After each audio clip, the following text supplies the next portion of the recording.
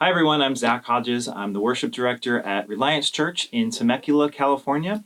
And I'm going to be leading a few workshops at the Calvary Chapel Association Worship Conference September 5th through 7th. And I'd really love to see you there.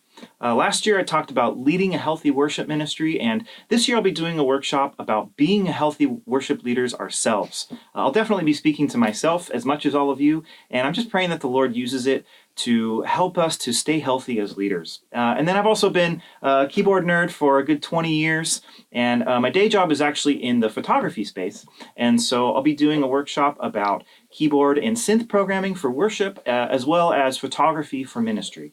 Last year was a blast. Honestly, my favorite part was just meeting and talking with many of you. And so I'm really looking forward to being encouraged as a worship leader myself, and just enjoying the fellowship of other believers who are in the trenches, serving the Lord and serving their people with worship. And so I really hope to see you there.